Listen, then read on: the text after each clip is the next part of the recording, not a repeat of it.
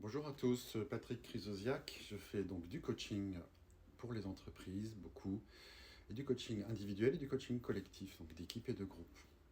Je fais cette vidéo parce que si vous êtes dans des tensions avec des incompréhensions, des malentendus avec une hiérarchie ou des collègues, des collaborateurs, peut-être que ça peut vous intéresser. Donc je vais vous donner des clés ici pour essayer d'alléger les situations. J'ai constaté à plusieurs reprises, et encore depuis quelques semaines, que lorsque l'on me dit je n'accepte plus, j'en peux plus, d'appliquer des directives avec lesquelles je ne suis pas d'accord, bon, ce qui est légitime, on peut ne pas être d'accord, en soi, chacun a ses raisons. Euh, donc, quand en coaching, on entend une personne à ce niveau-là vous dire ça fait trop longtemps que ça dure, j'ai l'impression de ne pas être entendu, de ne pas être écouté, donc j'ai l'impression de ne pas compter. On a donc des personnes qui sont fatiguées, qui me disent je n'en peux plus, voyez. Or, l'accompagnement vise aussi à leur apporter une réflexion qui va les aider à sortir de cette situation de frustration qui les met en colère. Et souvent, on me décrit un management contrôlant, on me décrit un management qui n'est pas assez à l'écoute. Donc si ça parle à certains, j'en serais ravi, mais ce sont des choses qui arrivent, tout le monde court à droite à gauche. Donc il ne s'agit pas ici de décrier quoi que ce soit, mais de décrire et de donner des clés qui vont peut-être alléger certains parmi vous, donc qui sont dans des malentendus et qui accumulent cela avec des sentiments de frustration, de colère et de ras-le-bol. Euh, donc on a affaire à un management peut-être contrôlant, qui impose ses directives et ses points de vue, qui n'écoute pas. Dans ce sens-là, je me suis beaucoup interrogé en me disant, moi, quand on m'a formé, quand j'avance dans mes coachings, simplement, on dit toujours, bon, il y a chez celui que l'on montre du doigt aussi quelque chose qui nous concerne. Vous voyez, il y a un phénomène comme ça, très récursif, c'est-à-dire que ça rebondit. Et il faut se donner les moyens de dire en quoi la personne que je démontre ou que je montre du doigt comme contrôlante, que je pense comme contrôlante, en quoi moi je pourrais avoir aussi un bout de ce contrôle pour, soi-disant, que le coach m'aide à détendre l'atmosphère. Alors je vous donne des exemples où on me dit, voilà, j'ai un manager contrôlant, j'arrive spontanément à le voir, surtout quand il y a des problèmes, je suis reçu dans les 5 minutes. Simplement, je m'aperçois que lorsque l'on parle de décision, ces personnes ne se sentent pas incluses dans le champ de partage dont le manager va prendre la décision. Donc, et le manager apparaît comme quelqu'un qui décide sans eux, ce qui rend les personnes soucieuses et puis se demandent à quoi je sers et je ne compte pas. Donc on me dit ensuite, bah, mon management au-dessus de moi, il est contrôlant, donc c'est pas quelque chose de démocratique, je voudrais quelque chose de plus ouvert à la discussion, vous comprenez.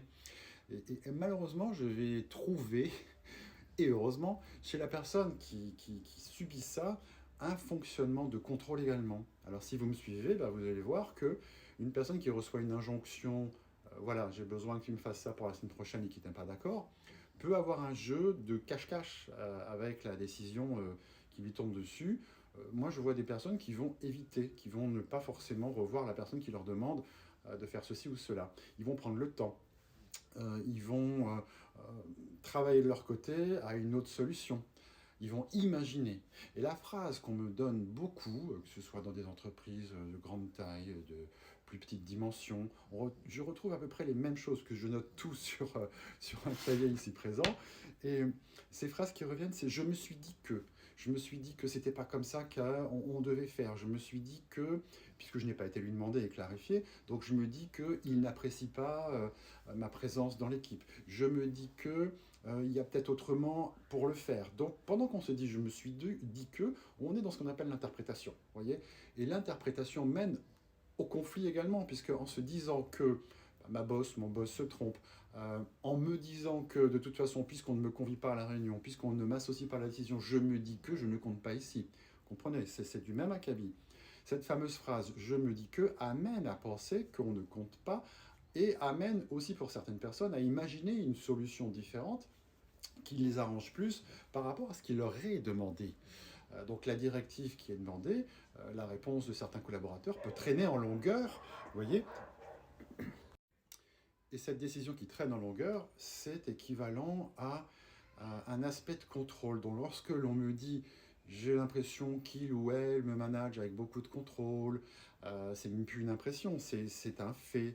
Je cherche donc la même chose chez le collaborateur. Évidemment, ce ne sera pas la même façon, la même dimension d'agir, mais le fait d'être dans son coin, de se dire comment je pourrais faire autrement, de ne pas aller forcément en parler à sa hiérarchie, de prendre le temps, de dire, voilà, je me suis dit, je pense que, eh ben, il y a un phénomène élastique de temps qui fait que la personne qui pense comme ça est aussi une façon finalement de contrôler une situation.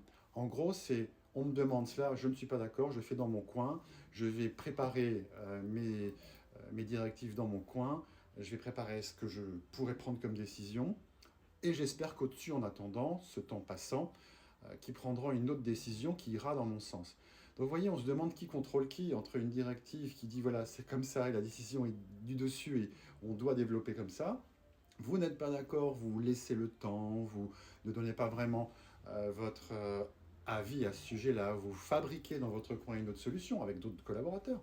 Vous pouvez penser, vous pouvez prendre le temps avant de venir donner ce qui vous est demandé. Eh bien, c'est aussi une façon de contrôler, vous voyez, subtilement. Mais c'est du contrôle parce que ça veut dire qu'on ne va pas aller dans le sens de l'autre.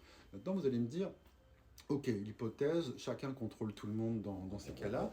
Comment faire avec quelqu'un qui est réellement contrôlant, qui extravertit le contrôle et qui paraît exigeant? Je dis à ces personnes, et toi, où tu en es, je le redis, où tu en es dans le contrôle, à ne pas faire ce qu'on te demande.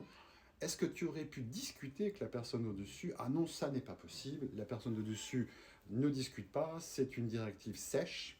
Je n'ai même pas la possibilité. Eh bien, en fait, là aussi, vous voyez, je suis étonné parce que je dis, est-ce que tu le lui as demandé? Ah non, non, non, vu l'attitude de la personne, je me suis dit, c'est même pas la peine d'aller la contredire. Ou oui, oui, je l'ai fait, mais justement, ça a été très dur et la décision est encore pire. Je me suis vu comme ridiculisé, je dois faire ce qui m'est demandé.